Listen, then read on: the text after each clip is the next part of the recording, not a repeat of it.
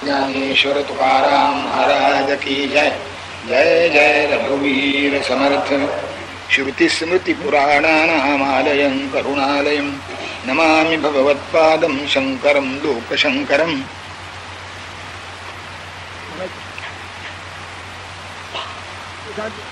तत्तत्काल समागतामय तते शान्तिः प्रवृत्तो यदि स्यात् तत्तत्परिहारकौशलरतस्तच्चिन्तने तत्परः तद्भिक्षुश्रवणादिधर्मरहितो भूत्वा मृतश्चेत्ततः किं सिद्धेः फलमाप्नुयात् उभयथा भ्रष्टो भवेत् स्वार्थतः.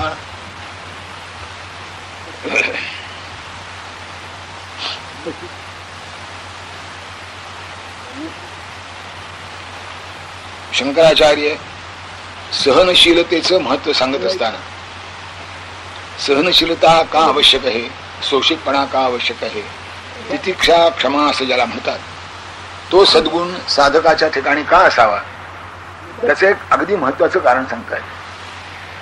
आपल्या लक्षात येत नाही ते, पण त्यांनी त्याचं विश्लेषण फार चांगलं केलं. ते म्हणाले माणसावर येणारी आपत्ती बाह्यतः तरी एका प्रकारची नसते, निराळ्या प्रकारचे असतात. निकटच्या आप्ताचा विरह म्हणजे दारिद्र्य नव्हे, दारिद्र्य म्हणजे निकटच्या आप्ताचा विरह नव्हे. कुणी अपमान केला म्हणजे दारिद्र्यासारखं नसतं. अपमान ही निराळी वस्तू आहे. अशा याचे पुन्हा गट पडणारच नाही तसं नाही, पण निर्णय आपत्ती असतात एवढं खरं. व्यावहारिक दृष्ट्या बाह्यतः तरी निर्णय आपत्ती असतात. त्यामुळे होतं काय माणसाचं, तत्तत्काल समागतामय ततेः शान्त्यै प्रवृत्तो यदि स्यात् तत्तत्परिहारकौशलरतस्तच्चिन्तने तत्परः. त्या आपत्तीचा परिहार करण्याकरता त्या वेळी माणसाचं ते चिंतन घडत राहते. आणि जशी आपत्तीची मालिका असते तशी त्या चिंतनाची मालिका होते. आणि आपत्तींचं स्वरूप असं आहे की संकट कधी एकटेन येई कळप करून जणू असते ते. संकटे जणू कळप करून असतं. संस्कृत सुभाषित आहे की छिद्रेष्वनर्था बहुली भवंती. आणि आपण हे पाहतो, कपडा फाटायला लागला की तो फाटतच राहतो. लगेच त्याचे घातले तर बरं असतं, पण फाटायला लागला की फाटतच राहतो. तसे एकदा आपत्ती यायला लागल्या की येतच राहतात, एकामागून एक एकामागून. ही गेली की दुसरी, दुसरी गेली की तिसरी. तुम्ही अशा प्रत्येक आपत्ती करता झगडण्याचा जो प्रयत्न कराल तर त्या प्रत्येक आपत्तीचं स्वरूप पण तिची कारणं थोडी वेगवेगळी असल्यामुळं तुम्हाला त्या प्रत्येक आपत्तीच्या स्वरूपानुरूप आणि त्याचं जे कारण तुमच्यावर येऊन त्या आपत्तीला कारण असतं त्यातून सुटण्यासाठी निर्णय विचार करावे लागतात. आणि यामध्ये वेळ जातो. म्हणजे माणसाचा वेस्ट ऑफ टाइम. आजची भाषा वापरायची तर माणसाचे मॅन अवर्स फार वाया जातात यात. अर्थात अलीकडचे मॅन अवर्स परमार्थाकरता जे काम लागतात त्याच्याकरताच मोजतात, बाकीकडे मोजत नाही. कोणी ज्ञानेश्वरी असतो म्हणला की मॅन अवर्स वाया जातात. जप करतो म्हणला की मॅन अवर्स वाया जातात. यात्रा करतो म्हणला की मॅन अवर्स वाया जातात. पत्ते खेळताना जातच नाही, सिनेमा बघताना जात नाही, क्रिकेटच्या मॅचचा स्कोअर पाहताना जात नाही, टीव्ही बघताना तर जात नाहीतच नाही. अरे उद्योगधंद्याकरता माणसाचा वेळ गेला आणि मग त्यांनी बाकीच्या करता माणसाचे कामाचे तास वाया जातात म्हटलं तर ठीक आहे. आता हे सगळे काम, पण हे नाही, हे वाया जात नाही. आणि ते पत्ते ते इतक्या रसिकपणाने खेळतात असं मी पाहिलंय आणि ऐकलंय की शनिवारी संध्याकाळी बैठक बसली की सोमवारी सकाळी परस्पर कार्यालयात जाते. म्हणजे काय खाय प्यायला थोडस इकडे तिकडे वेळ जात असेल तेवढाच. तन्निष्ठ असतात माणसं, यात काही शंका नाही. त्या बुद्धिबळाच्या खेळात तर ते प्याद हलवण्याच्या पूर्वी 15-20 मिनिटं नुसतं त्याच्याकडे बघत बसतात. इतकं ध्यान लागतं तुम्हाला त्यांचं. कुठं मन इकडे जात नाही, तिकडे जात नाही, चंचल होत नाही, का हे नाही. 15-20-25 मिनिटं त्या एकेका प्याद्याची खेळी करण्याकरता. पण यात ज्ञानावर जातात असं कोणी मानित नाही. ज्ञानेश्वरी वाचायला लागला, कीर्तन प्रवचन करायला लागला किंवा काय कायला गेला की त्याचे मॅन अवर्स वाया जातात. अलीकडचं गणित आहे, त्याला काय करणार, हे त्यांच्या गणितात बसतच नाही. पण हे नाही, खरंच आहे की एकेका आपत्तीचा तुम्ही विचार करायला आला की शंकराचार्य त्यांच्या भाषांनी मॅन अवर्स मोजतात. ते म्हणाले तद्भिक्षु श्रवणादि धर्मरहितो भूत्वा मृतश्चेत्ततः किम सिद्धे फलमाप्नुयात् उभयता भ्रष्टो भवेत् स्वार्थतः. शंकराचार्यांनी भिक्षू शब्द वापरलाय. मुमुक्षूचा वाचक आहे तो. कारण ते आपल्याकडे संन्यासाचे सुद्धा विविदिशा संन्यास आणि विद्वत संन्यासाचे दोन प्रकार आहेत. तिथं हा विविदिशा संन्यासामधला आहे की निवांतपणा मिळावा म्हणून त्यांनी संन्यास घेतला आणि मग आता श्रवण मनन कीर्तन निधिध्यासन त्यानं केलं पाहिजे. पण आलेल्या प्रत्येक आपत्तीशी जर तो झगडा करता वेगळा वेगळा उभा राहिला तर सगळा वेळ तर त्यातच गेला की नाही. आता कीर्तन प्रवचन केव्हा ऐकणार, चिंतन मनन केव्हा करणार, शास्त्राचा अभ्यास केव्हा करणार, स्वाध्याय केव्हा करणार, त्याच्याकरता आवश्यक असलेलं प्रवचन ती केव्हा करणार. कारण ते स्वाध्याय आणि प्रवचन दोन्ही हातात घालून चालली पाहिजेत.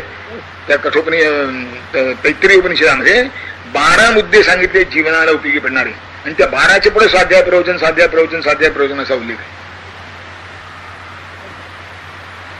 तेव्हा हे सगळं करावं लागतं त्याला, तर माणसाच्या मनबुद्धीचा विकास होतो.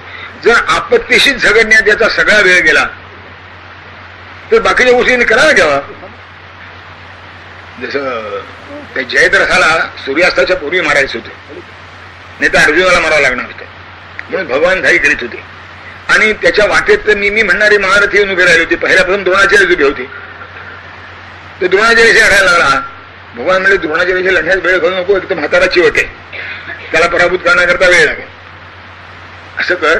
युद्धाचा नियम असा आहे की उजवीकडून जो श्रेष्ठ व्यक्ती आहे त्याला उजवीकडून ओलांडून पुढे गेलं पाहिजे. तेव्हा त्यांचं लक्ष सगळे उजव्या बाजूला आहे, म्हणजे आपण डावीकडनं जाऊ. हे डावीकडनं वर्षा करून गेले. द्रोणाचार्य म्हणाले, अरे शत्रूशी लढताना असं भावमार्ग काय पद करतोस. तर अर्जुन म्हणाला, भावमार्ग म्हणजे चांगला मार्ग आहे, तुम्हाला माहित नाही अजून 5,000 वर्षांनी काय. पण अर्जुन गमतीनं उत्तर देतो. तो म्हणला, आचार्य तुम्ही ही काय भाषा वापरता, तुम्ही माझे गुरु, हा शत्रू नाही. ह्याचा टाकला पुढे अशा आणखीन मध्ये मध्ये त्याला. कारण आता असं आहे, दुर्योधनाच्या पक्षाला एकच मुद्दा शिल्लक राहिला होता, जयद्रथाला मरून न देण्याचा. आणि यांच्या पक्षाला वाटेत जेवढे सगळे कुणी येतील त्या सगळ्यांचा परिहार करायचा होता. आता काय करणार. म्हणून यांनी काय सांगितलं, तू यांच्याशी युद्ध करायला वेळ घालू नको म्हणे, चल बाजूला, याच्याशी युद्ध करू नको, चल बाजूला. तो सात्विकी बाकीचं बघून घे, तुला जयद्रथ गाठायचा आहे. तेव्हा तुला आपला वेळ जर वाचवायचा असेल तर या प्रत्येकाशी लढणं अशक्य नाही, त्याच्याशी लढणं. पण त्यांच्याशी लढण्याकरता वेळ घालवलास की जे साधायचे ते साधणार नाही. शंकराचार्य त्याच भाषेत सांगतात की आलेल्या प्रत्येक अडचणीशी तुम्ही जर झगडण्यात वेळ घालवलात तर तुम्हाला जे वेळ मिळायला पाहिजे इतर साधण्यासाठी तो मिळणार नाही. तुमचा सगळा वेळ यातच निघून जाईल. मात्र काय करा, एक गोष्ट आहे, अंगावर कवच असलं म्हणजे लढणारा बाणानं लढो, तरवारीने लढो, शूलानं लढो का आणखीन कोणत्या सुरीने लढो, कवच त्याचं सगळ्या आपत्तीतून रक्षण करतं. नाही तर प्रत्येकाकरता वेगवेगळी गोष्टी शोधली पाहिजे. कवच अंगावर असलं की हत्यार समोरच्या माणसाच्या हातात कोणतंही असलं तरी त्याचा प्रतिकार सारख्याच पद्धतीने होतो. त्याप्रमाणे आपत्ती कोणतीही असो ती फक्त सहन करायला शिका. प्रत्येक आपत्तीच्या परिहाराकरता वेगळा उपाय शोधला तर अडचण आहे. हे शंकराचार्यांनी साधकाला सांगितलेलं आहे.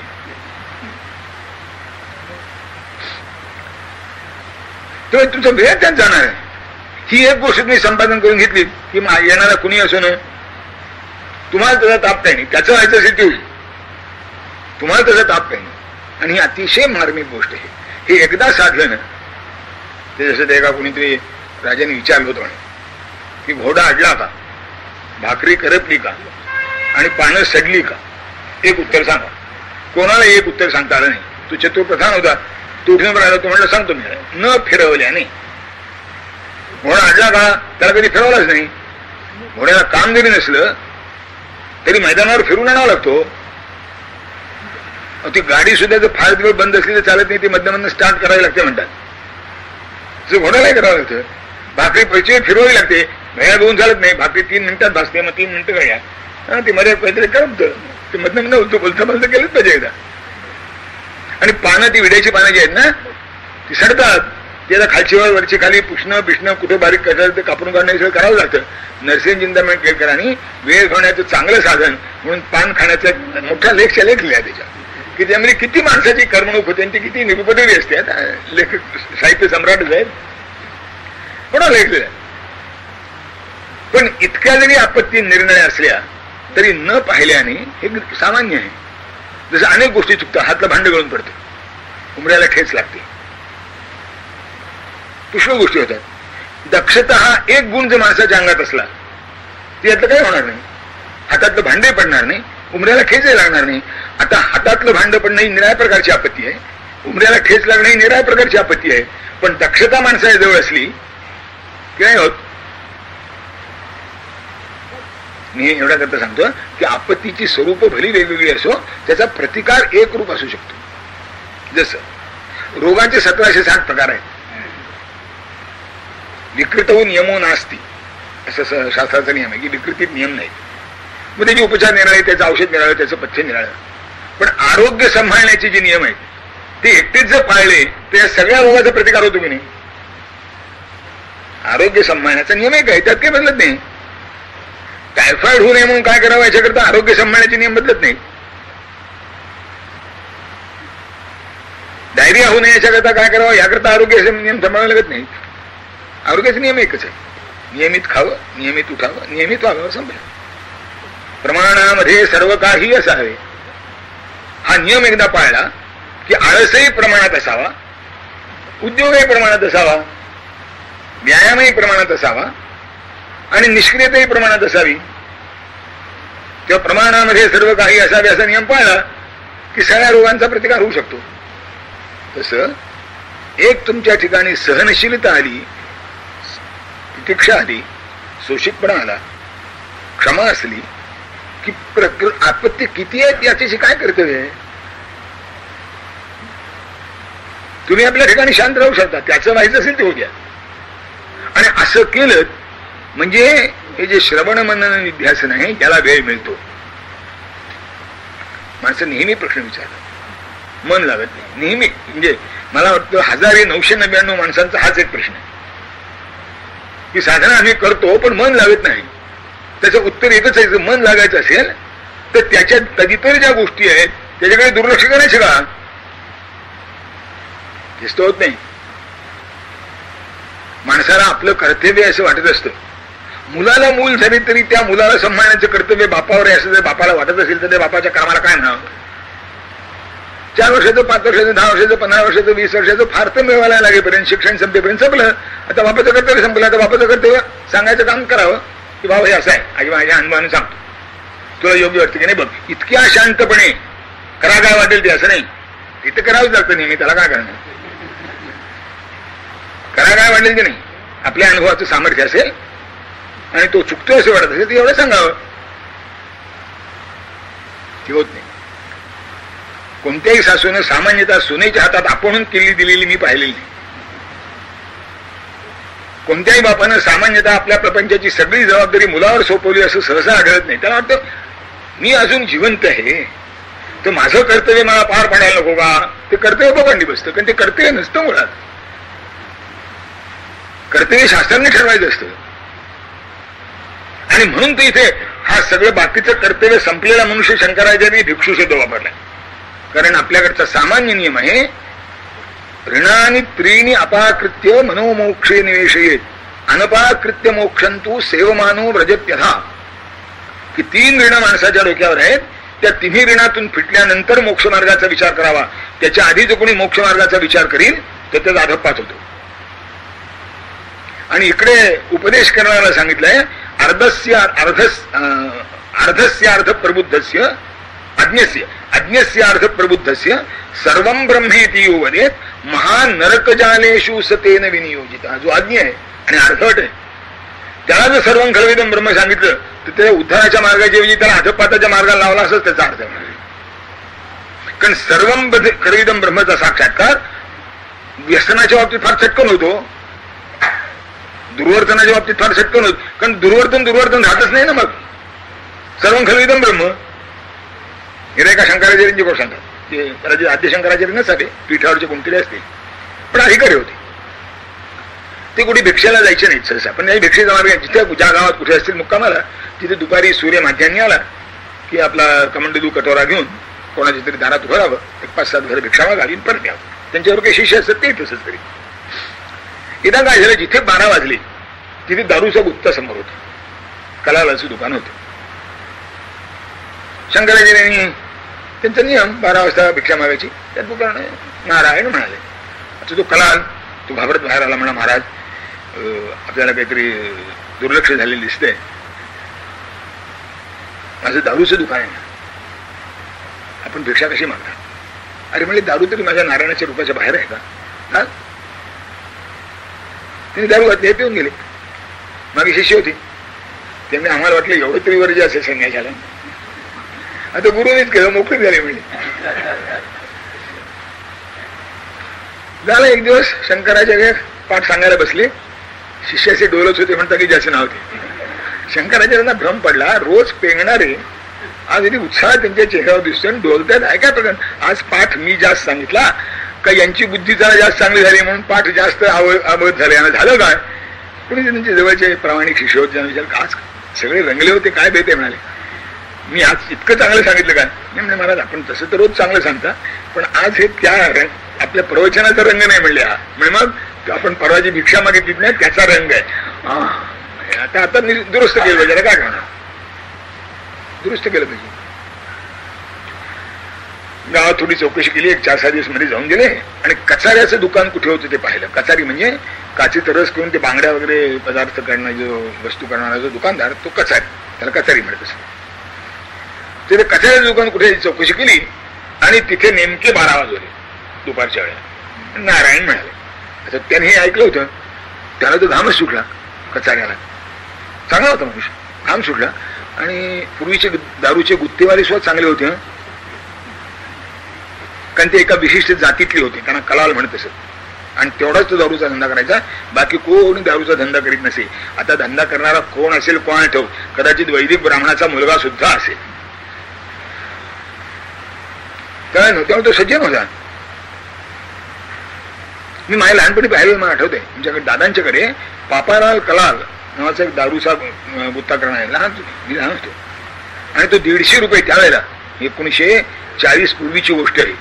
म्हणजे 150 रुपयाची किंमत किती होईल कळेल आपल्याला. तो 150 रुपये द्यायचा.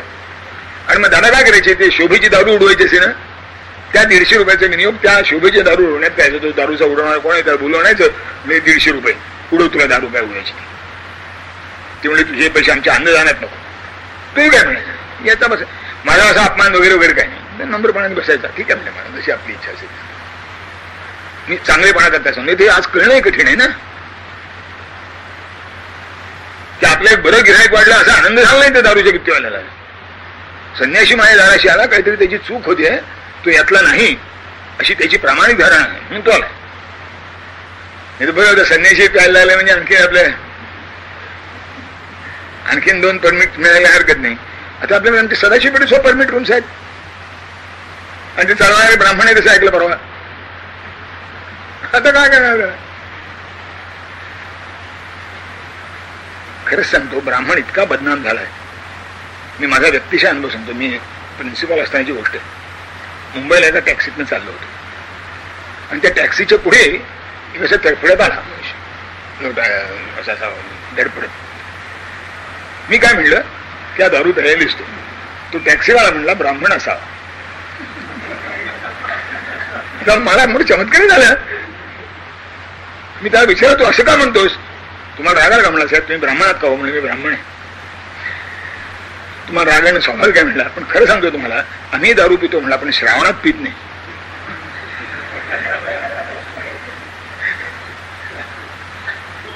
श्रावणात पित नाही. आणि तो श्रावण महिना होता. म्हणजे आपली उन्नती काय आहे त्याचा हा नमुना आहे. मी सांगतो यासाठी की त्यावेळेला सज्जनपण हे सगळ्या वर्गात होतं आणि त्यांची मर्यादा होती. त्याला त्याचं भूषणही नव्हतं, लाजही नव्हती. आता हा कचारी तो म्हणला, चांगला असो वाईट असो, कसं तरी माणसं ज्याचं सेवन करू शकतात असा पदार्थ त्या कलालाच्या दुकानात होता. माझ्या ठिकाणी तर काचेचा रस आहे, जवळ गेलं तरी भाजल्यासारखं होतं. आता यांना भिक्षा मग काय द्यायचं कसं?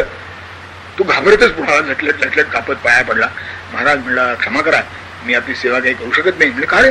माझ्याकडे काचेचा रस होतो आणि आत्ताच म्हणला भट्टी तू उकलतोय, अजून ते पुढचं रस सगळं व्हायचंय, काय करू? अरे म्हणजे काचेचा रस तरी काय माझ्या नारायणाच्या रूपाच्या बाहेर आहे का? सर्वं खरं इदं ब्रह्म. मला माझी गरीबाची थट्टा करतात. थट्टा करीत नाही, खरंच शपथपूर्वक सांगतो. आता तो आचार्यांची आज्ञा म्हणून गेला, त्याने तो लांबच्या दांड्याच्या कढईतून काय ते काढलं, यांच्या दह्याच्यात ओतलं, हे पिऊन गेले. माझे शिष्य होते, म्हणजे माझ्या शिष्याने दे थोडं थोडं. आता कोण जागेवर होतो? दारू पिताना सगळ्यांना सर्वं खलविदम ब्रह्म, काचेचा रस प्यायचा प्रसंग आला तेव्हा भानगड झाली. कारण हे सर्वं खलविदम ब्रह्म जे तत्वज्ञान आहे ते माणसाच्या अधपाताकरता सांगितलं नाही, त्याच्या बुद्धीच्या परमसीमेच्या उंची गाठण्याकरता सांगितलेलं आहे.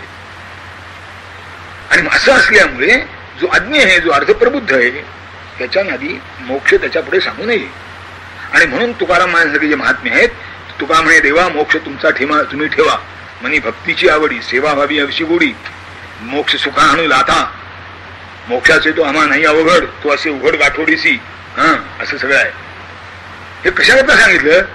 नामाचं महत्व पटवा म्हणून सांगितलं की तुम्ही नामस्मरणाच्या योग्यतेचे नामस्मरणात राहा. त्या आणि नुसते योग्यतेचे नाही. मला एक गोष्ट आपल्याला सांगा की अ ही अक्षर आणि 1-2 हे आकडे सामान्यतः शिशुवर्गापासून MA पर्यंत सगळीकडे सारखेच चालतात ना.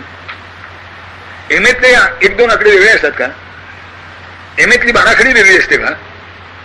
शिशुवर्गापासून MA पर्यंत तीच बाराखडी, तीच अंकलिपी वेगळी पडते. आकडे काय बदलत नाहीत, बाराखडी अक्षर बदलत नाहीत. तसं नाम हे, नाम आणि प्रेम ह्या 2 गोष्टी अशा आहेत की त्या आकड्यासारख्या आणि याच्यासारख्या आहेत. ते त्याचं स्वरूप तेच राहतं, त्या माध्यमातून काय समजून घ्यायचं हे वाढत जाईल. नाम बदलायचं काय करायचं? आणि कुठे जर आणलेच क्वचित, तसा प्रामाणिक नामधारक जो आहे त्याच्या पाठीची भगवान उभा राहतो आणि ते सांगतात ददामी बुद्धियोगम तम येन माम उपयांती दे, त्याला काळजी करायला लागत नाही, मी त्याला बुद्धियोग देतो म्हणा. हे का सांगतो मी आपल्याला? हे भिक्षूचं नाव का घेतलं शंकराचार्यांनी? तुम्ही सगळं मोक्षमार्गाचं वर्णन आहे आणि सगळे मोक्षमार्गाचे अधिकारी नाहीत. पण मोक्षमार्गाचे अधिकारी सगळे नसले तरी मी आपल्याला काल सांगितल्याप्रमाणे त्यातले जे ते सद्गुण आहेत ते सद्गुण खालपासून वरपर्यंत सगळीकडे उपयोगी पडतात. मला असं सांगा, कोणत्या इयत्तेच्या अभ्यासाला पुस्तक लागत नाही? कोणत्या इयत्तेच्या अभ्यासाला दिवा लागत नाही? कोणत्या इयत्तेच्या अभ्यासाला लक्ष लावून अभ्यास करावा लागत नाही? तुम्ही कुठे पहिली दशा नाही तर PNL असा दिवा पुस्तक आणि लक्ष लावून अभ्यास करणे तर सगळीकडेच वापरावं लागतं. असं म्हणून चालतं का? नाही आता काय करायचं त्यावेळेस नाही, आता सुद्धा भली ती पहिली असेल. थोडा काळ मागं पडे माहिती आहे, इकडे तिकडे होईल थोडंच. नाहीतरी जे खऱ्या अर्थाने परीक्षार्थी आहेत, विद्यार्थी नाही, तिकडे वर्षभर अभ्यास करतात. परीक्षा बोकांडी आली म्हणजे मग महिना 2 महिने इकडे तिकडे, मग नोट्स, याच्या नोट्स त्याच्या नोट्स, गाईड्स, मग ते क्लास बिस एखादा क्लास, आणि ते नाही जमलं तर परीक्षक कोण आहे, कसा पेपर काढणार आहे, त्यामध्ये पुष्कळ. पण ही भानगड सुद्धा पहिल्यापासून शेवटपर्यंत उपयोगी पडतेच की नाही? तेव्हा सद्गुण जे आहेत त्यांची बीज प्रत्येक माणसाच्या अंतःकरणात असतात आणि उन्नतीचा जेव्हा जेव्हा प्रयत्न करावा लागतो तेव्हा ते सगळी तशीच वापरावी लागतात. म्हणून मी आपल्याला कालच सांगितलं की भूती हा विषय सुद्धा या मोक्ष मार्गातल्या साधनेत आलाय. तितिक्षेच्या संदर्भात भूती म्हणजे ऐश्वर्य, या लोकीचा वैभव, ते सुद्धा तुम्हाला मिळवायचं असलं तरी हाच गुण लागतो. म्हणून तिथे भिक्षुक हे शब्द वापरला, यांनी गडबडायचं काही कारण नाही. शंकराचार्यांना एक वेगळं प्रकरण सांगायचंय म्हणून तो भिक्षूचा उल्लेख करतो. तद्भिक्षु श्रवणादी धर्मरहितो भूत्वा. आणि असं असल्यामुळे त्या प्रत्येक आपत्तीच्या कारणाकरता हा जर निर्णय शोधणे, निर्णय उपाय करायला लागला तर बाकीचे साधन करणार केव्हा? आणि त्यातच मध्ये आयुष्य संपलं म्हणजे मग इथं भ्रष्ट तो भ्रष्ट झाला की नाही? किम सिद्धे फलमापण्यात उभयथा भ्रष्टो भवे स्वार्थता. तेले गेले धुपे गेले दुपट नातं जे राहिलं म्हणतात. ते शाळे होते म्हणे, त्यानं आईनं काही गोष्टी आणायला सांगितल्या. तेल आणि तूप आण आणि ती देवापुढे उदबत्ती लावायची. धूप असतो त्यावेळेला, उदबत्त्या नव्हत्या भाषणाला, उदच असे. त्याकरता धुपट नसे, म्हणजे असं खाली डमरू सारखं वर डमरू सारखं आणि मध्ये हातात धरायला त्याला जागा, त्याला धुपट न म्हणत असं. हे विद्वान आई म्हणले भांडे घेऊन जा, काय करत नाही म्हणा, मी आणतो. धुपट नाही ना? आता तिला वाटलं आणतो म्हणजे काय काहीतरी व्यवस्था प्लास्टिकच्या बघा मिळतात तशी त्याही काही सोय असेल काही, तेव्हा घरातनं काही न्यावं लागत नाही. तू गेला दुकानदाराकडे, ते पहिलेच कुंभाराचं दुकान होतं, त्याने ती धुपटनं खरेदी केली. पुढे आईने सांगितलं तेल आणि तूप आण दुनिया. तेलाचं दुकान पलीकडे किराणा मला दुकान, त्या दुकान घाल म्हणा तूप तेल याच्या मोठं धुपट. जवळ हातकाव तेल त्यात बसलं, ते धुपट नाही घेऊन किराण्याच्या दुकानात गेले. तूप घाला म्हणले, कुणीकडे घालू आणि सासूपाल सगळे तर तूप बदल त्याने हे आले घरी. आई म्हणले अरे काय काय आणलं? हे मला तूप आणि तूप हे तूप आणि ते पुढे म्हणले काय तूप आहे.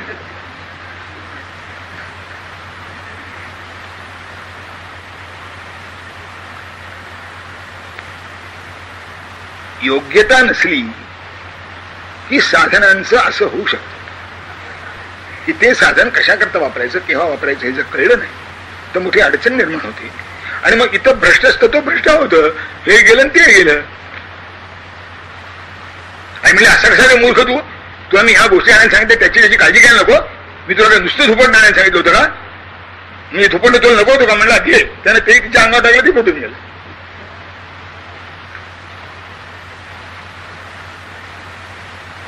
साधनांचा अनुक्रम जर राहिला नाही, साधनं जर आपापल्या योग्यतेनुसार स्वीकारली नाही आणि सगळ्यांचा मग आम्हाला काय अधिकार नाही, आम्हाला काय म्हणता तुम्ही थोडे श्रेष्ठ आम्ही कनिष्ठ का म्हणते प्रकरण पुष्कळ पुढे झाली. राग येतो याचा लोकांना. ते चमत्कार काय राग येतो त्याला काय करणार? राग येऊ नये असलं पाहिजे खरं म्हणजे. लहान मुलाला लहान म्हणते तर राग याचं काय कारण आहे? पण खरं असं आहे लहान मुलाला लहान म्हणण्याचा जास्त राग येतो. जो खरा मोठा आहे त्याला जर लहान म्हणलं तर त्याला राग येत नाही, त्याला मोठं म्हटलं तर त्याला नम्रता वाटते. पण जे अडाणी असतं त्याला मग मी लहान कसा ते स्टुलावर उभं राहून सांगतो मी आता झालो की नाही दादाच्या इतकी उंची. त्याची समजूत पटत नाही. म्हणून पुष्कळ वेळा तो जे करतो तेच चांगलं आहे असं दुसऱ्याची निंदा करून त्याला समजावून सांगावं लागतं. आणि यासाठी शास्त्रकाराने एक स्वतंत्र वचन सांगितलंय, नाही निंदा निंदेमिती निंदितून प्रवर्तते किंतु विधेयं स्तोतुम. जे चालू प्रकरण आहे त्याची स्तुती आणि जे आत्ता प्रस्तुत नाही त्याची निंदा का, त्याशिवाय याच्या लक्षात येत नाही. जी मुलं काम करीत नाहीत त्यांना शहाणं म्हणा, बघा ते लगेच काम करायला. बाया शहाणा म्हणलं की बाया लगेच कामाला तयार असतो. मग दादाला काय सांगत नाही, दादा मूर्ख आहे रे, तू माझं ऐकत नाही पण तू शहाणा न ते निघाले. आता दादाला मूर्ख म्हणून याला शहाणं म्हणल्याबरोबर जर दादानं बापाच्या अंगावर बाया सांगल्या मी एवढा मोठा कॉलेजमध्ये जातो आणि तुम्ही मला लहान मुलाच्या समोर मूर्ख म्हणून माझा अपमान करता काय असं म्हणलं तर काय करावं त्याला? खरंच मूर्ख, दुसरं काय उत्तर? उलट तो जर शहाणा असला तर कौतुक करतो त्या मुला, हो बाबा आम्ही वेडे म्हणून तर बाबा आमच्यावर प्रेम करीत नाही, तुला उचलून घेतात, आम्हाला कधी घेतलेले बघितलेस का तू वगैरे. म्हणजे तो त्याच्याच सारखं बोलतो, त्याची समजूत काढण्याकरता त्याच्याच सारखं बोलतो. तुकाराम महाराज जेव्हा म्हणतात अधिकार कैसा दावियाला मार्ग चालता हे मग कळू येते, त्याच्या मागे इतकी सगळी भावना असते, इतकी सगळी भावना असते. तेव्हा शंकराचार्य इथे त्या भिक्षूचं वर्णन करतायत. म्हणजे अरे या जन्मी साधलं नाही तर पुढच्या जन्मी साधेल असं भगवंतांनी सांगितलंय, त्या भरवशावर राहू नको. पुढे ते म्हणतायत योगम अभ्यसतो भिक्षो योगात चलित चेत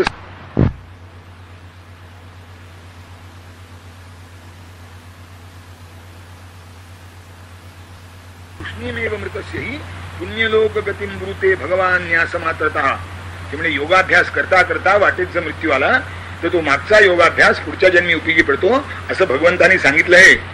म्हणजे आणखीन त्या पुण्याच्या बळावर प्राप्य पुण्य करुदान लोकानुषित्वा शाश्वती समाहा शुचीनाम श्रीमतांगे योगभ्रष्टू व्यायते अथवा योगिनामेव कुले भवती धीमताम तत्रतम दुर्लभतरम लोके जन्म यदीदृश्यम वगैरे सांगितलंय. हे सगळं सांगितलंय म्हणाले.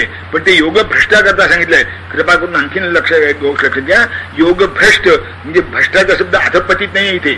अर्धवट ज्याचा योग राहिलाय तो अर्धवट रोग लागल्यामुळे पुन्हा जन्माला आला तो योग भ्रष्ट. आणि याकरता ज्ञानेश्वर महाराजांनी फार चांगलं भाष्य केलंय त्याच्यावर.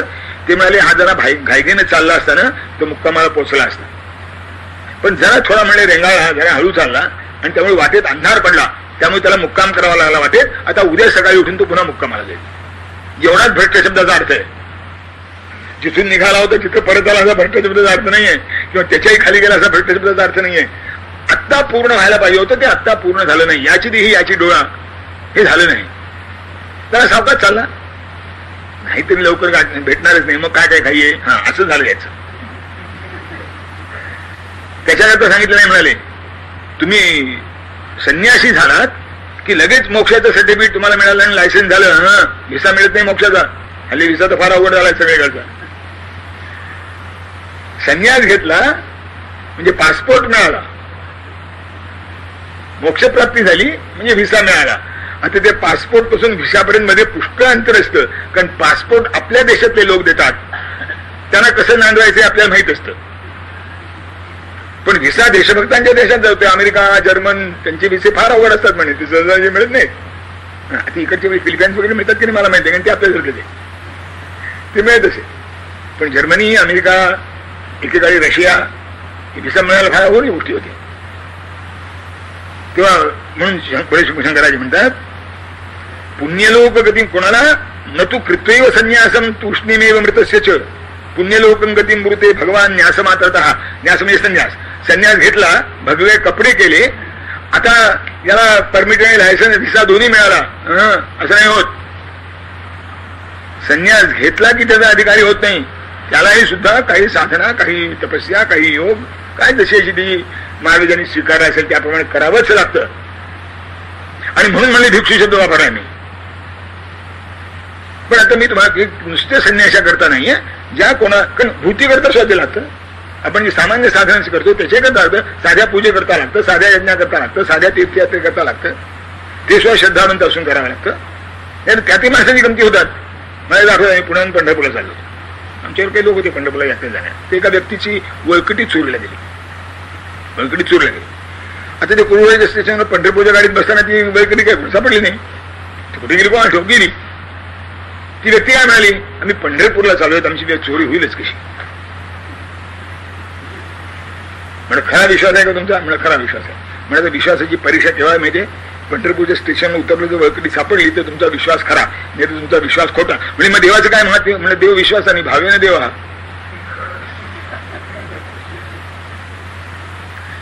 माणसं गमतीनं समज.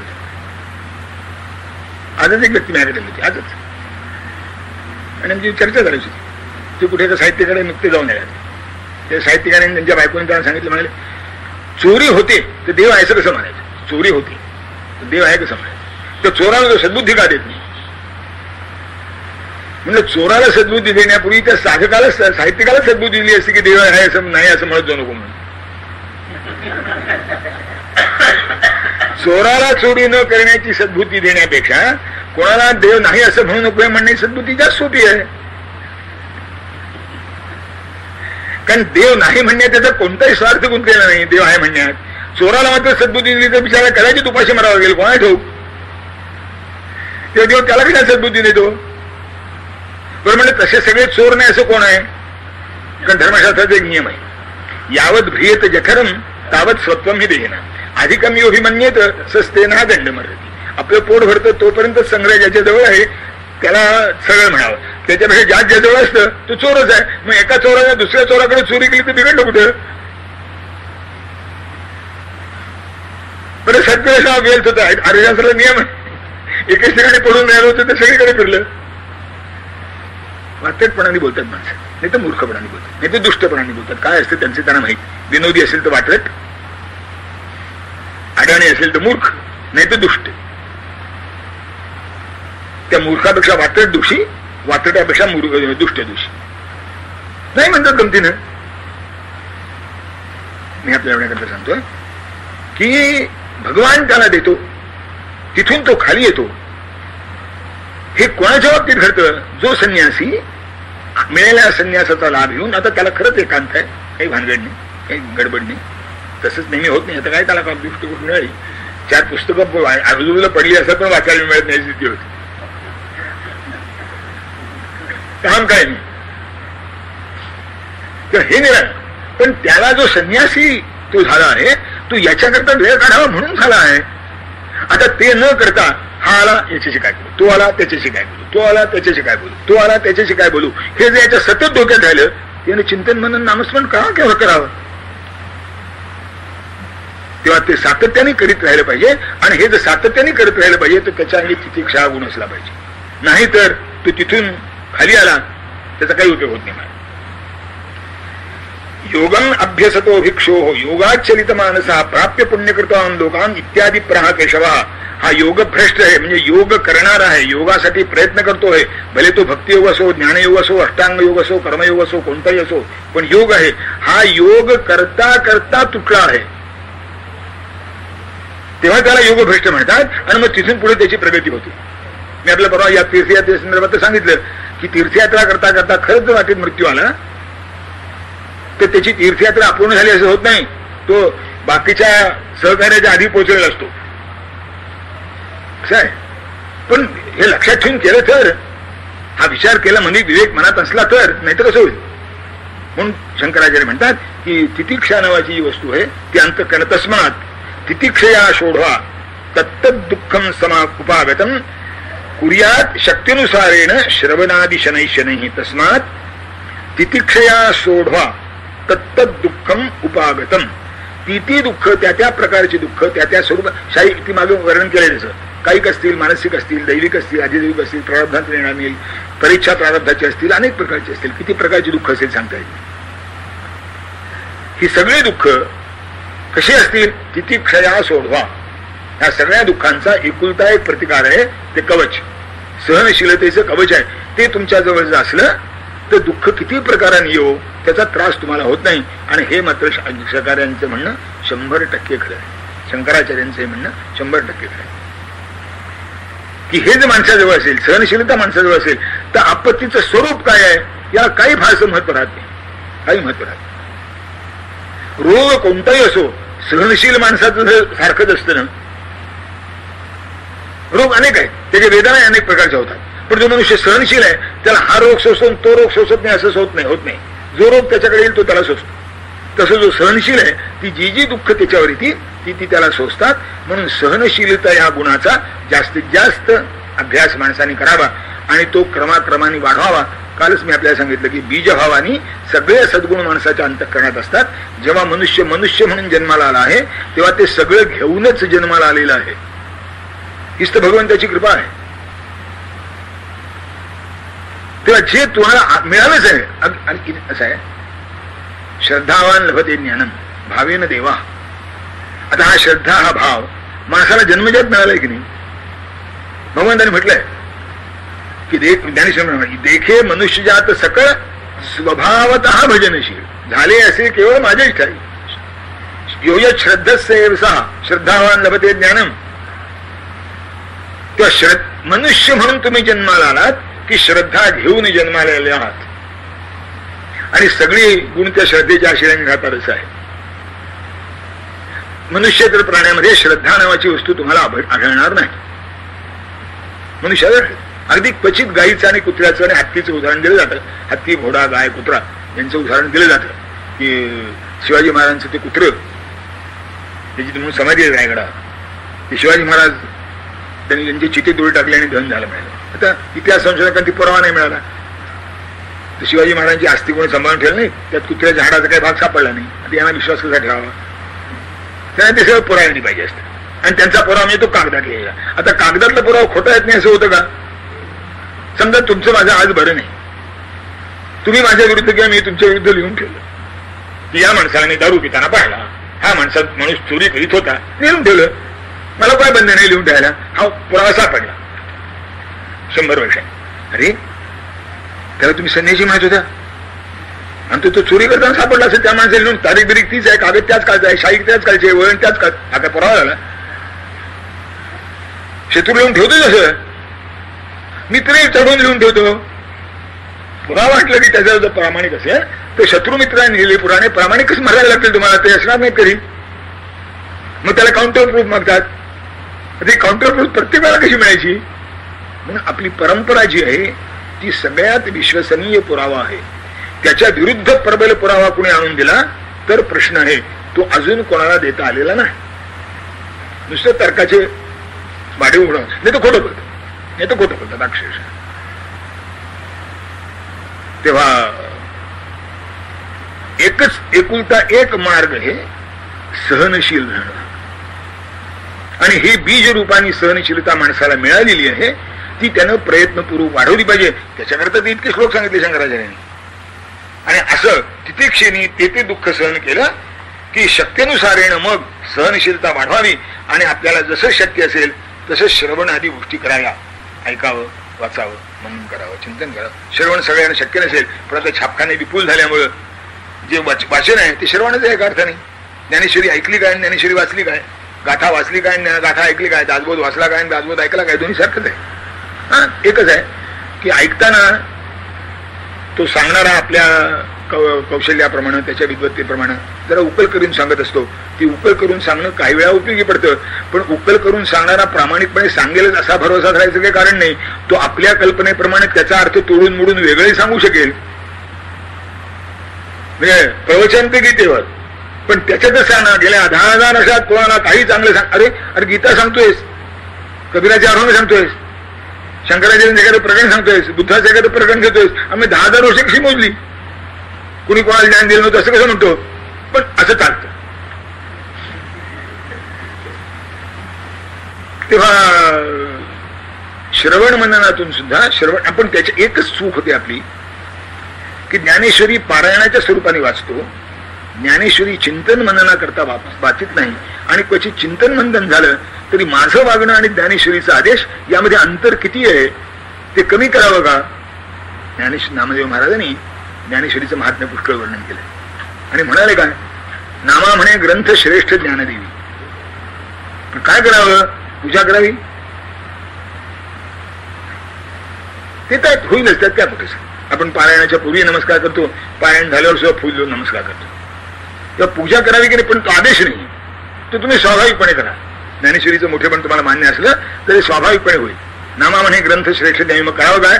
त्यामुळे एक तरी ओवी अनुभवावी, की त्यातली एक तरी ओवी जी आहे ती अनुभवा. ती अनुभव माझ्या वर्तनात उतरली पाहिजे. तयापाशी पांडवा मी हरपला दिवसावा, जेथ नामघोषू बरवा करीती माझा. परमेश्वर तुमच्या घरी या दिवसांची इच्छा आहे ना, तर भगवंतांनी सांगितलंय की मी कुठेही सापडत नाही, हुडकला तरी सापडत नाही म्हणाले, पण बरवा नामघोष जो माझा करतो त्याच्या ठिकाणी मी हटकून सापडतो. मी हरपला किंवा सावा, मला जर हुडकाय झालं तर तिथे हुडकावं, जिथे नामघोष चालतो तिथे हुडकावं. दोन शब्द आहेत, नामघोषू आणि बरवा. आता बरवा आपल्या हातातलं नाही, पण नामघोषू तर आपल्या हातातलं आहे. ते तर करीत राहिलं पाहिजे. त्यातूनच बरोबर पण जन्माला येईल. आपल्याला जे शक्य आहे, म्हणजे हे तर शक्य आहे, जी भाळू शकते, त्याच्यात आवाज फुटू शकतो, करू शकता तुम्ही? हा, नाही करू शकता. आणि त्याचं महात्म्य सांगताना मुखी नाम हाती मोक्ष आणि अशी साक्ष बहुतांची. तुकाराम महाराजांनी सर्वे करून गणित केलेले आहे. तो विश्वास का नाही ठेवायचा? म्हणून आपल्या जवळ जे गुण आहेत ते गुण क्रमाक्रमाने वाढवले पाहिजे. आता याच्यापेक्षा थोडा अवघड गुण शंकराचार्य सांगतात. उपरती साधनत्वेन दृष्टानां सर्वेषामपि कर्मणां विधिनाय परित्यागः ससन्यास सतां मतः. साधन म्हणून जीवनाकरता ज्या ज्या गोष्टी वापरल्या त्या सगळ्या कर्मांचा विधिपूर्वक परित्याग म्हणजे संन्यास. म्हणजे यांनी इथे आश्रम संन्यास अभिप्रेत आहे शंकराचार्य. कारण ते साधनत्वेन दृष्टानां कर्मणां विधिना या परित्याग असं म्हणायचं काही कारण नव्हतं. गीतेमध्ये जो संन्यासी आहे तो वृत्ती संन्यासी आहे. अनाश्रित कर्मफलं कार्यं कर्म करोति ससन्यासी च योगी च न निरग्निर्न चाक्रिया. तिथे जो संन्यासी अभिप्रेत आहे भगवंताना तो वृत्ती संन्यासी आहे, पण तो विषय स्वतंत्र आहे, ते आपल्याला वर्णन करायचं कारण नाही. आणि इथे जो संन्यासी आहे हा आश्रम संन्यासी आहे. हा आश्रम संन्यासी काय आहे तर आता त्याला वेळ पाहिजे पुष्कळ पुढच्या सगळ्या गोष्टी करता. काय करावं ते कळलंय, कसं करावं ते कळलंय, करायला फक्त वेळ नाही, त्याच्याकरता मार्ग आहे. मागचं सगळं त्रिणाने त्रिने अपाकृत्य झालं आहे. आता आज्ञा नाही, अर्धप्रबुद्ध नाही, पूर्ण निसंशय झालेला आहे. संसारातली सगळी कामं जी व्हायची ती झालेली आहेत धर्माप्रमाणे. कारण त्यांनी धर्मशास्त्राने नियम सांगितलाय, तनये तनयोत्पत्ती, मुलाला मूल झालं किंवा मोकळा झाला. आता जर अडकून झाला असेल, आज एक आमचे एक स्नेही मला भेटले, काय पुष्कळ वाटते पण साहेब रिका पण मिळत नाही. म्हणून नाही मिळालं काय झालं, तुकाराम महाराजांची एक गोष्ट परंपरेने आली की ते संताजी जगणारे म्हणून त्यांचे पुढे भक्त झाले, पण आधी मित्र होते. आणि तुकाराम महाराज वारीला निघाले की ते माणसं म्हणतात आमच्याही फार मनात एक वेळेला वारीला यायचं. तुकाराम भाऊ तुमच्यावर आलं म्हणजे आणखी ना तुमच्यावर येतोच म्हणाले. हा म्हणजे जाऊ आता आपण, आता मी आलो नुकताच, पुढच्या वारीला जाऊ. पुढच्या वारी तुकाराम महाराज आठवण ठेवून त्यांच्या घरावर गेले. यांनी सांगितलं फार इच्छा होती, पण काय करणार, भगवंताची इच्छा नाही. अमुक अमुक अडचण आलेली आहे, राहिलं. पुन्हा पुढच्या वर्षी पुन्हा राहिलं, पुन्हा पुढच्या वर्षी पुन्हा राहिलं. आणि तुकाराम महाराज होते धर्माचे रक्षण करणे पाखांड खंडन, हेच आम्हा करणे काम, बीज वाढवावे नाम, तीक्ष्ण उत्तरे हाती घेऊन बाण फिरे, नाही भीडभाळ तुका म्हणे चानाथोर. ते एक दिवस गेले आणि आता ते विनोद त्यांना हे करावासा वाटला. त्याच्या त्या संतांच्या घरासमोर एक बडाच झाड, त्यांचा पारंब्याच्या लोळ असते. तुकाराम महाराजांनी त्या पारंब्याला घातली खट्ट मिठली आणि झोके घ्यायला लागले आणि ओरडायला लागले, संताजी अरे मला सोडव रे, संताजी अरे मला सोडव रे, या पारंब्याने मला पकडून ठेवलं, यातून मला बाहेर काढ रे. संताजी बाहेर आले, तेली होते, चालवीत होते, ते बाहेर आले. पाहिलं तर तुकाराम बुवा हे काय थट्टा झाले तुम्ही? अरे म्हणजे मला सोडव ना. सोडव, अहो सोडा ना, अरे सोडा धरले म्हणे मला. काय बुवा म्हणजे माझ्याशी खोटं बोलता का? तुम्ही पारंबी धरली, त्यानं कुठे तुम्हाला धरले? संसार कोणी धरला का? संसाराने तुला धरलं म्हणजे कोणी कोणाला धरलं? गप्पा का मारतो माणसाचा असं होतं.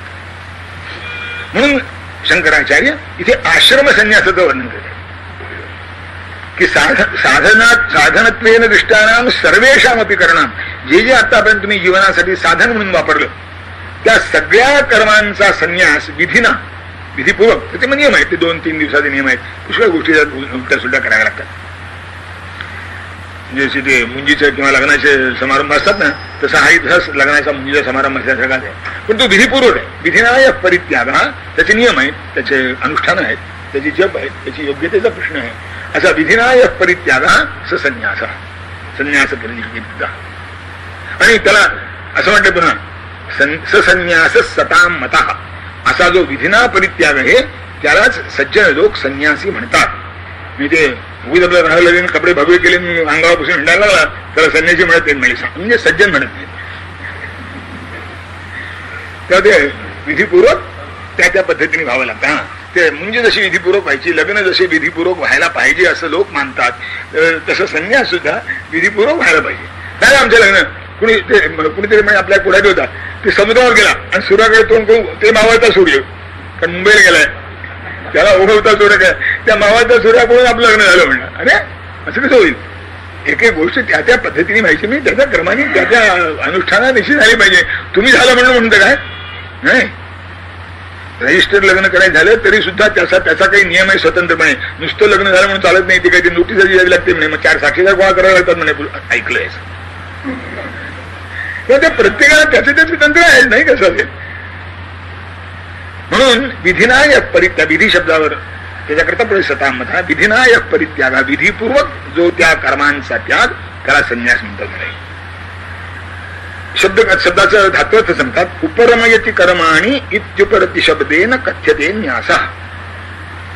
उपरमयती कर्माणि, आता तो कर्म थांबवतो, इति उपरती शब्देन कथ्यते न्यास, तो कर्म आता थांबवतो. लोकांनीच ठरवलं असतं संन्याशाने हे काम केलंच पाहिजे, शास्त्रात नाही. लोकांनी लोकांना बोध द्यायचं काम संन्याशाने करायचं, कोणी करायचं? आता बाकी सगळे कीर्तन प्रवचनकार संन्यास न घेता बोध देतच नेलेत ना.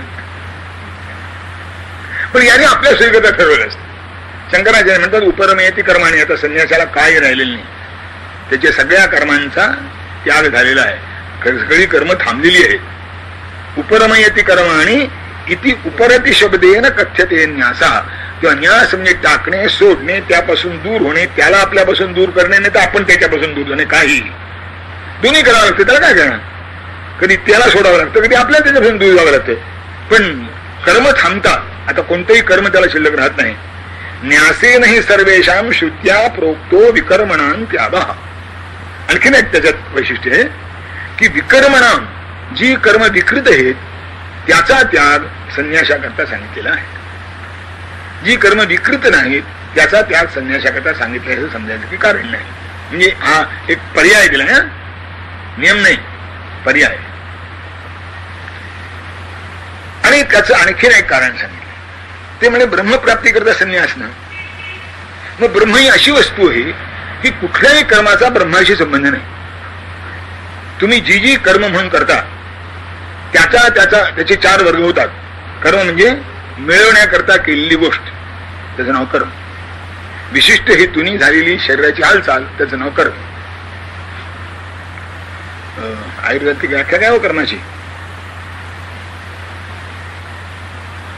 संयोगेच विभागेच कारणं द्रव्यमाश्रितं कर्तव्यस्य क्रिया कर्म कर्म नान्यद अपेक्षिते, अशी व्याख्या आहे की जे तुम्हाला मिळवायचं आहे आणि जे मिळवणं आहे ते नेहमी संयोग विभागात्मक असतं. म्हणजे संयोग नसला तर तुम्हाला संयोग करावा लागतो आणि संयोग असला तर तुम्हाला विभाग करावा लागतो. इतकंच नाही तर जिथून उचलता तिथे विभाग होतो आणि जिथे जोडता तिथे संयोग होतो. तेव्हा कर्म नेहमी संयोग आणि विभागात्मक असतं. मी आता पुस्तक हातात घेतलं असं म्हटलं की इथे जो पुस्तकाचा संयोग आहे तो सुटला आणि माझ्या हातात जो वियोग होता तो संयोग झाला. म्हणजे इथे वियोग, माझ्या हाताशी संयोग. आपण चालतो म्हणजे काय करतं, पहिल्या पावलाचा वियोग आणि दुसऱ्या पावलाशी संयोग, पहिल्या पावलाचा वियोग दुसऱ्या पावलाशी संयोग, हा संयोग विभागाची मालिका सतत चालू राहते. म्हणून संयोगाचे विभागाचे कारण म्हणजे कर्म झालं की कुठे ना कुठेतरी संयोग आणि विभाग असणारच. कुठे संयोग असेल कुठे विभाग असतील, पण कर्म म्हटलं की संयोग विभाग असायचाच. आणि त्याच्यात निमित्त ज्या हालचाली होतात त्याला कर्म म्हणतात. आता याला काही मिळवायचं नाही, काही टाकायचं नाही, कर्म होईल कशाला? हा संन्यासी आहे, याला काही मिळवायचं नाही, काही टाकायचं नाही, काही सोडायचं नाही, काही घ्यायचं नाही, कर्म होईल कशाला? आणि असं काय संन्यासाच्या बाबतीत म्हणजे जे ब्रह्म आहे ते मुळात असंच आहे, त्याच्या कर्माचा त्याला लेप लागतच नाही. म्हणून त्यांनी त्या कर्माची वर्गवारी केली, 4 प्रकार केले कर्माचे. म्हणजे काय? उत्पाद्यम, आप्यम, संस्कार्यम, विकार्यम परिगण्यते, चतुर्विधम कर्म साध्यम फलं नान्यत ततः परम इतः परम. उत्पाद्यम म्हणजे नाही ते निर्माण करणे, उत्पाद्यम. आप्यम म्हणजे जवळ नाही ते मिळवून घेणे, प्राप्त करून घेणे, त्याला आप्य असं म्हणतात. संस्कार्यम म्हणजे त्याच्या ठिकाणचे जे गुण आहेत ते बदलून आपल्याला पाहिजे तसे गुण, संस्कार ही गुणांतराधानम असं वेदांनी वर्णन केलं की जे गुण त्याच्या ठिकाणी आहेत ते गुण त्यातले काढून टाकायचे आणि तुम्हाला पाहिजे ते गुण त्याच्या ठिकाणी घालायचे, हे संस्कार्य. आणि विकार्य म्हणजे जे गुण त्याच्या ठिकाणी आहेत त्याच्यापेक्षा वेगळे गुण त्याच्या ठिकाणी निर्माण करायचे, जे विकृतीच्या स्वरूपात असतात. उदाहरणार्थ सगळ्यात सांगायला खाण्यातले पदार्थ सोपे, कारण ते सगळ्यांना माहीत असतात. जिलबी तयार करायची आहे, उत्पाद्यम. कोण कटकट करीत बसतो, ते आमच्या दुकानात चांगली मिळते, घेऊन या, आप्यम. आता जिलबीच नाही, भाजी पोळी सुद्धा घरी तयार करणं म्हणजे उत्पाद्य, पॅकेट करणं म्हणजे आप्य. आता भाजी पोळी घरी आणली की फूड पॅकेट आणली घरी, पण त्याला फोडणी चांगली नसती, मग त्याला चमचमीत फोडणी दिली, संस्कार्यम. पोळी आणली, जरा तापून घेतली, भाजून घेतली, संस्कार्यम. गार होती, जरा संस्कार केला. तूप लावलेलं नव्हतं, तूप लावलं, संस्कार झाला. ते उत्पाद्यम, आप्यम, संस्कार. विकार्यम दुधाचं दही विकारी आहे, किंवा इडली करता तुम्ही आंबवता ते विकारी आहे की त्याच्यात जी आंबटपणा त्यात नसतो, तो येतो मागून. दुधाला आंबटपणा नसतो, दह्यामुळे त्यात येतो, तेव्हा दुधाचं दही हा विकार आहे. त्याला फोडणी घातली म्हणजे मठ्ठा केला, त्याचा दुधाचं दही केलं, त्याचा मठ्ठा केला, संस्कार झाला. बाजारात आणला, आप्य झालं, आपण घुसळून तयार केला, उत्पादित झालं. तर तुम्ही उत्पन्न करणे, दुसरीकडे कुठे आयतं असेल तिथे उचलून घेऊन येणे, आपल्याला घरी आल्यानंतर त्याची पाहिजे तशी व्यवस्था करून घेणे आणि जे होतच घरात त्याचं रूप बदलणे, याला विकारी असं म्हणतात. ब्रह्माचा याच्याशी काही संबंध नाही. स्वतःसिद्धम चतुर्विधम कर्मसाध्यम फलन नान्यत आपल्याला स्मृतम. असे जे जे कर्माचे प्रकार आहेत ते यापैकी कुठेतरी बसणार. उत्पाद्यात तरी बसणार, आप्यात आप्य म्हणजे मिळवणे, निर्माण करण्यात तरी मिसळणार, मिळवण्यात तरी बसणार, संस्कार करण्यात तरी बसवणार. आपण पॉलिश करतो म्हणजे काय करतो, संस्कारच करतो. पुष्कळ वेळा पॉलिश करून चालत नाही, जात्याला टाकी लावावी लागते किंवा पाट्याला टाकी लावावी लागते. म्हणजे पॉलिश करणं हाही संस्कार आणि टाकी लावणं हाही संस्कार, दोन्ही एकमेकाचे विरुद्ध आहेत, पण आहे संस्कार आहेत. तेव्हा आणि दुधाचं दही आप्य किंवा ते आंबवणं, सगळं आंबवायला टाकणं, ते सगळं विकार्य, कारण त्याच्यामध्ये ती एक तरीची विकृती तुम्ही म्हणजे याच्यापेक्षा नवीन कर्माचा उद्देश असू शकत नाही. एक कर्म उत्पन्न करण्याकरता तरी असेल, मिळवण्याकरता तरी असेल, संस्कार करण्याकरता तरी असेल, तर बिघडवण्याकरता तरी असेल. विकार म्हणजे बिघडवणे. आज टीव्हीचे काम करून झालं, काय बिहार आहे तुम्ही चांगले घाल, त्यांनी मिशेला पीळ भरलेला आहे. हो हा चांगले, मला फक्त बघा. आणि एक बरं झालं की आता एक कीर्तनकार भजनकारात सांगता असं नाही, नट नट्या सुद्धा त्याच्यावर आता बोलायला लागले. का बोलतात मला माहिती, त्यानिमित्ताने वर्धापत्रात नाव आहे तुम्ही बोलतात काय, कोण तुम्ही बोलतात. त्या टीव्हीने सगळे बिघडवलं, टीव्हीने सगळं, आणि त्या टीव्हीने तर फारच बिघडवलं म्हणतात. ते बिघडवण्याचं जे तंत्र आहे किंवा उद्योग बरोबर सगळं प्रदूषण बिघडते. मी आनंदाने स्कूटर माझ्या घरात आणतो, भूषण मिरवतो, स्कूटर आणल्याचा अभिमान मिरवतो, गावातल्या प्रदूषणामध्ये भर पडते त्याचा विचार काय.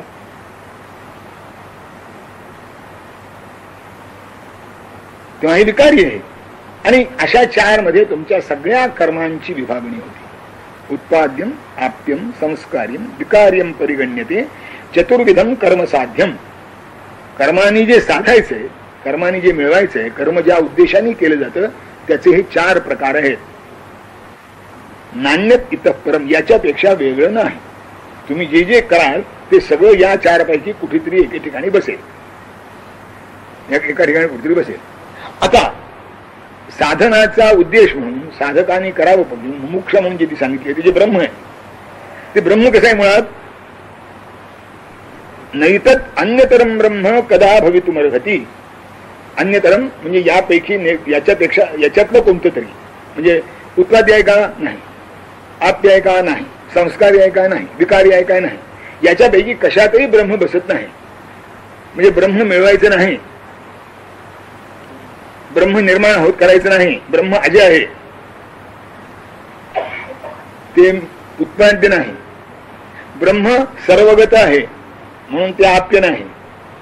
ब्रह्म तुमचं काय ज्याला म्हणतात निरंजन आहे तेव्हा ते संस्कार्य नाही. ब्रह्म अखंड आहे तेव्हा विकार्य नाही. अनंत आहे, अखंड आहे म्हणून विकार्य नाही. कारण कणकण वेगळे असले तर त्याच्यामध्ये रचनांतर करता येतो, अखंड बदलणार कसं. तेव्हा ब्रह्म या 4 पैकी कोणत्याही गोष्टीत बसत नाही. मग ते आहे कसं, स्वतःसिद्धम, ते आपल्या ठिकाणी जसंच्या तसं आहे, ते अजय आहे. सर्वदाप्यम,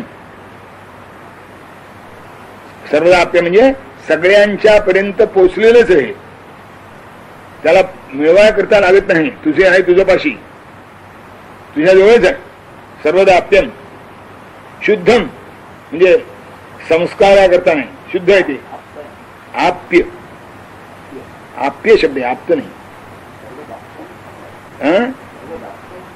ते बरोबर आहे. इथे आप्त म्हणजे मिळालेलं, आप्य म्हणजे जे मिळवायचंय ते, आणि आप्त म्हणजे जो मिळाला आहे तो. तेव्हा आप्य हे विधेय आहे आणि आप्त भूतकाळ आहे, हे मिळालंय. तेव्हा सर्वदा आप्तम ते नेहमी मिळालेलंच आहे, ते मिळालं नाही अशी कधी स्थितीच नाही. सर्वदा आप्तम ते शुद्धम आहे म्हणून संस्कार्य नाही. धुवून घ्यायचं नाही आहे, भाजून घ्यायचं नाही आहे, साली काढून घ्यायचं नाही. हे सगळे धुवून भाजणे, साली काढणे, हे सगळे त्याच्यावरचे संस्कार आहे. ते मुळात शुद्ध आहे, काही करावं लागत नाही. काय सर्वदा आप्तम.